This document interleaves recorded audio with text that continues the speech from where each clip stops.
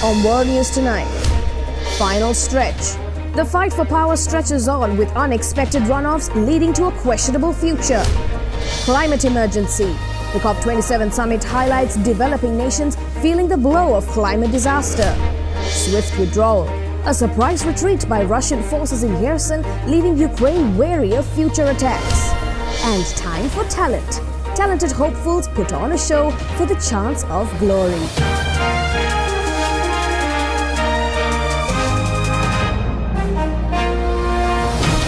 This is Derana World News Tonight. Reporting from Colombo, here is Anuradhi Vikramasinghe. Good evening and thank you for joining us on World News. U.S. President Joe Biden, buoyed by midterm elections in which his fellow Democrats fared better than expected, said that election day was good for democracy. This comes as ballot counting continues after Tuesday's U.S. midterms and control of Congress still hangs in the balance. The outcome could also set the tone for the 2024 presidential election. U.S. President Joe Biden, encouraged by midterm elections in which his fellow Democrats fared better than expected, said on Wednesday that Election Day was good for the country, though the results showed that Americans remain frustrated. It was a good day, I think, for democracy. White House officials have expressed a sense of vindication after Biden focused his campaign pitch largely on preventing threats to U.S. democracy, securing abortion rights, and extolling his economic policies. Republicans made modest gains in the midterms and are likely to take control of the House of Representatives. But control of the Senate was hanging in the balance, as 3 races had not yet been called as of Wednesday afternoon. I'm very proud of how we run this campaign. It was a far cry from the red wave Republicans were hoping for, as many GOP candidates backed by former President Donald Trump underperformed. We won a very good victory, and I'm very proud of it. Trump notched a victory in Ohio, where J.D. Vance won a Senate seat, keeping it in Republican hands. But in Pennsylvania, Mehmet Oz lost his Senate race to John Fetterman, flipping the seat Democratic, and Doug Mastriano, another Trump ally, was defeated in his bid for governor. Other races were also disappointments for the former president. Nathaniel Burkhead is a political science professor at Kansas State University. If I was a Republican, I would absolutely distance myself from Trump. The Trump candidates, top to bottom, have done far more poorly than the more independent ones. The new balance of power in Washington might not be known for weeks. We will hear from the people of Georgia. With the Georgia U.S. Senate race headed to a runoff next month between Democratic incumbent Raphael Warnock and Trump-backed Republican Herschel Walker. We're in a fight, are we not? After neither candidate captured 50% of the vote. In the meantime, Biden said he was prepared to work with Republicans. The American people have made clear, I think, that they expect Republicans to be prepared to work with me as well. Senator Raphael Warnock, whose victory in a 2021 runoff helped Democrats gain control of the Senate and made him the first black senator from Georgia, is being challenged by Herschel Walker, a former football star and Trump-backed Republican. Another month of campaigning is set to come, something that both campaigners and voters did not want. 4 weeks from now, we will hear from the people of Georgia. Control of the U.S. Senate may once again be decided in Georgia as the tight race in the state heads toward a runoff next month. Our office has already begun the behind-scenes work to start building the ballots. With more than 99% of the vote counted by Wednesday, Democratic incumbent Raphael Warnock was narrowly leading against the Republican challenger Herschel Walker. But Warnock has not yet reached the 50% threshold needed to avoid a runoff, according to data from Edison Research. A third candidate, Libertarian Chase Oliver, siphoned off 2% of the vote. I don't come to lose, and I told you he's going to be tough to beat. Walker, who is endorsed by former President Donald Trump, is a former college football star who has been hampered by a series of scandals. A vocal anti-abortion advocate, Walker's campaign was rocked by reports that he paid for multiple former girlfriends to have abortions in the past. Walker denies the allegations. His opponent, Warnock, a pastor at Ebenezer Baptist Church, the Atlanta church civil rights leader Martin Luther King Jr. led, won his seat in a runoff in 2021. It was one of 2 Senate seats up for grabs in the formerly reliably Republican state. In a political upset, both Democrats won their races, handing their party the barest of majorities in the chamber. Those races were the most expensive congressional elections to date at the time. But Georgia voters will have another chance to show up. The runoff is scheduled for December 6th. In the wake of the Supreme Court overturning Roe v. Wade, the midterm election saw a record number of abortion-related measures on the ballot, and in every state where these authors had a direct say, they opted against restricting access. Tonight, Democrats across the country are celebrating sweeping wins for supporters of abortion rights. A woman's right to choose one. I will always keep fighting to protect a woman's fundamental freedom. We will make Michigan a leader, a place where women make their own decisions. In Michigan, residents voted to enshrine abortion rights into the state constitution, an issue Governor Gretchen Whitmer and her running mate made a central part of their successful re-election campaign. I'm proud of my state. I don't want the government in my bedroom. And abortion rights did drive people to the polls. It was the second most important issue to voters behind inflation. In addition to Michigan, voters in California and Vermont codified abortion rights into their state constitutions. And it wasn't just blue states. Voters in Kentucky and Montana shot down measures that could have restricted access. What do you make of that nationally? I think it's a sign that the American public has had rights for 49 years, and we're not going to go backward. And so whether it's state by state we see this happen, or hopefully at some point, a national effort again, I think that this is where the fight is at the moment. Those against abortion rights now processing the results. I believe abortion is first-degree murder. Eric Scheidler from the Pro-Life Action League says he's gearing up to continue their push. If we've learned anything over the past 50 years as a movement, it's that we've got to be able to take a punch. Still, Americans in 5 states sent a clear message about reproductive rights. While most of the world feels the impact of climate change on a daily basis, the effect hit much harder on developing nations. The COP27 summit highlighted the extent of the damage caused due to the climate crisis that sets countries back by decades. Catastrophic floods in Pakistan affected 33 million people earlier this year. The Premier of Pakistan told delegates at COP27 it is time for a climate change roadmap towards critical policy resets, which he said are needed in a world that is burning up faster than the capacity for recovery. All who have the power and financial muscle to change the course of history loud and clear. And that is what this conference is meant for. Ladies and gentlemen, it is now or never.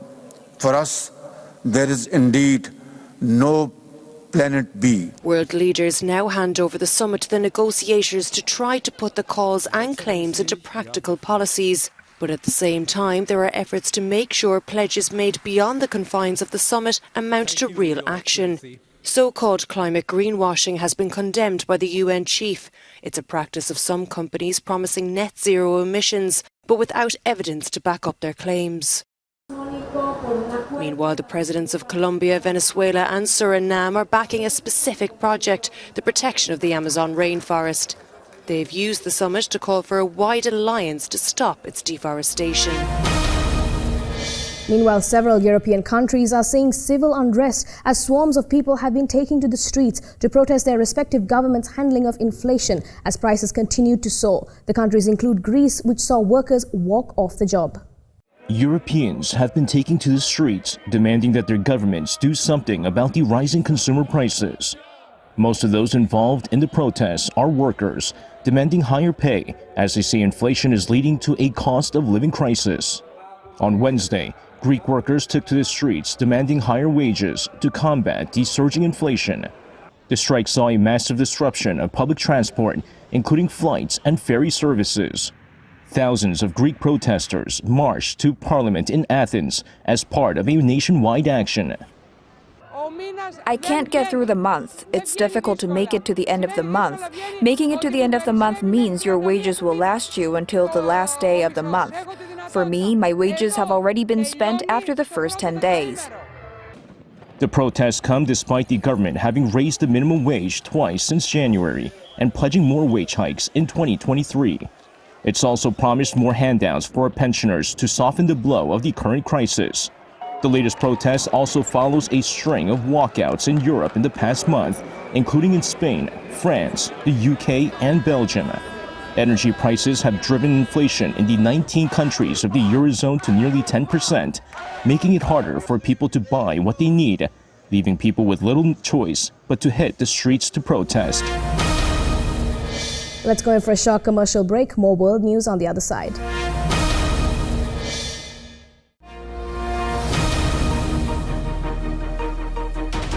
Welcome back to World News Tonight. Russian Defense Minister Sergei Shoigu ordered his troops to withdraw from the west bank of the Dnipro River in the face of Ukrainian attacks near the southern city of Kherson, a significant retreat and potential turning point in the war. But Ukraine reacted with caution to the announcement. Russia signalled a possible turning point in the war in Ukraine on Wednesday with news of one of its most significant retreats to date. Приступайте к отводу войск. Defense Minister Sergei Shoigu ordered Russian troops to withdraw from the west bank of the Dnipro River, near the southern city of Kherson. Ukraine reacted with caution to the announcement.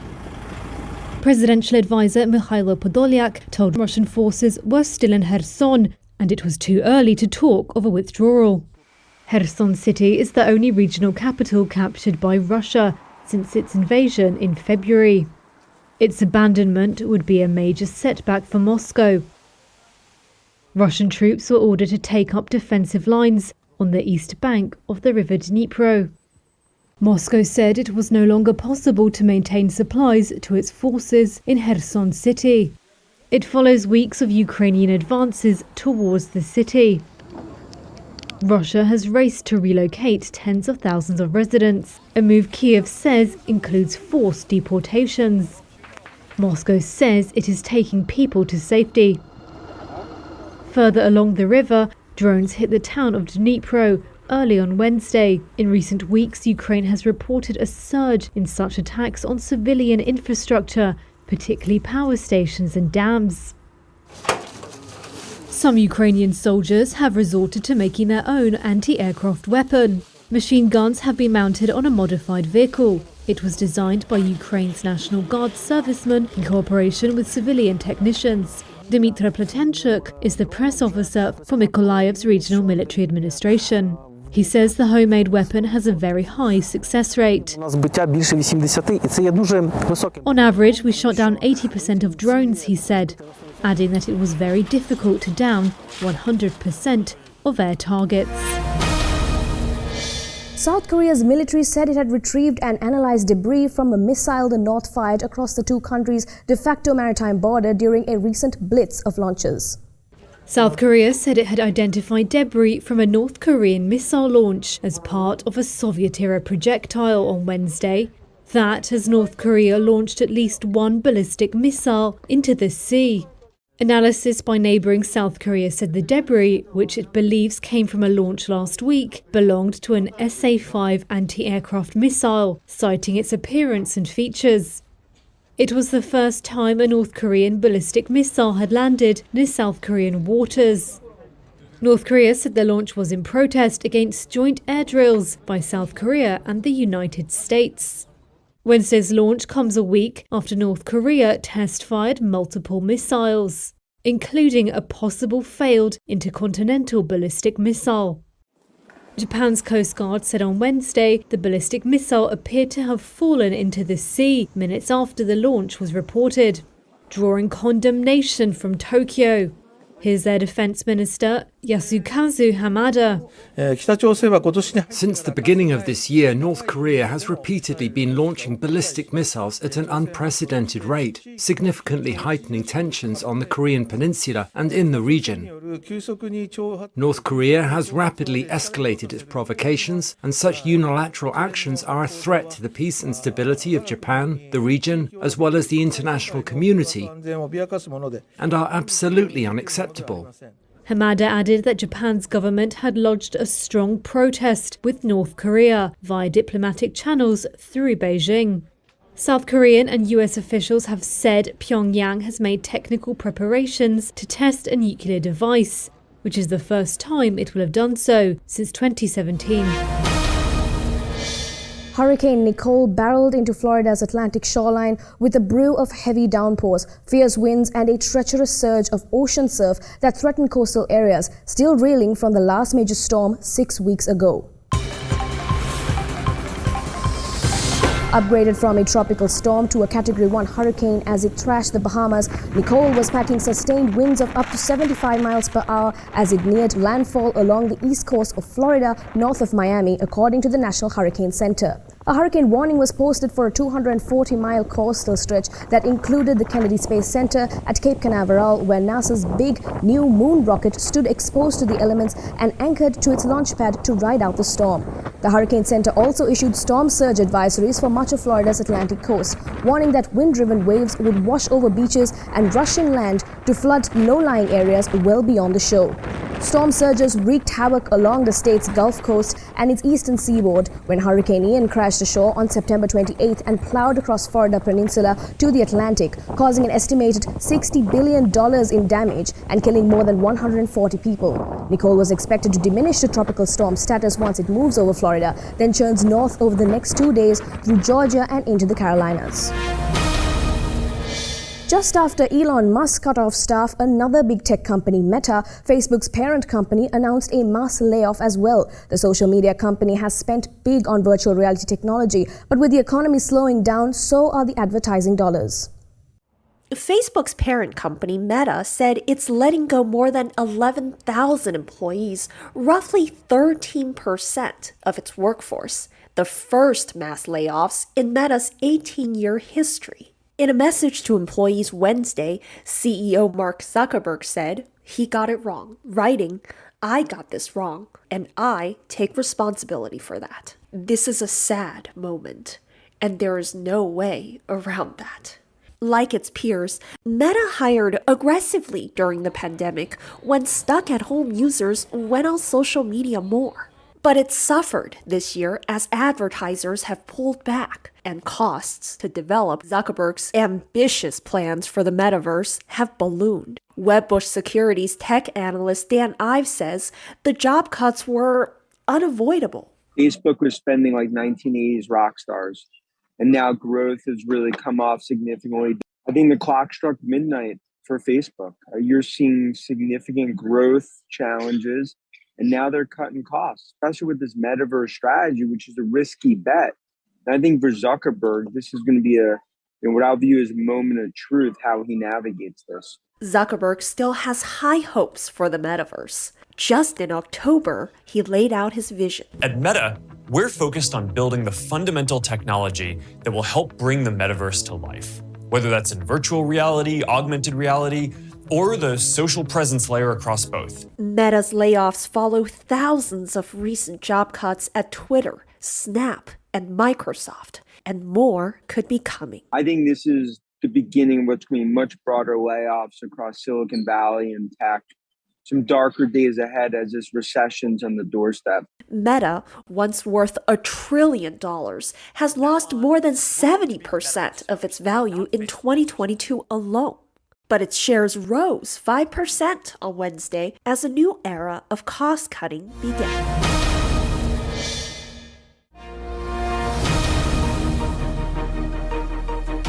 Welcome back, and for more news, let's take you around the world in a minute. Afghan women were stopped from entering amusement parks in Kabul after the Taliban's morality ministry said there would be restrictions on women being able to access public parks. U.S. officials condemned the transfer of U.S. basketball star Brittany Griner from detention center outside Moscow to an undisclosed Russian penal colony. South Africa's President Cyril Ramaphosa paid his Kenyan counterpart William Ruto a state visit, the first since Ruto took the presidency. Microsoft faces a new antitrust complaint over its cloud computing practices as trade group CISPE took its grievance to European Union antitrust regulators. Tesla boss Elon Musk sold $3.95 billion worth of shares in the electric vehicle maker. Regulatory filings showed days after he closed the $44 billion deal for Twitter.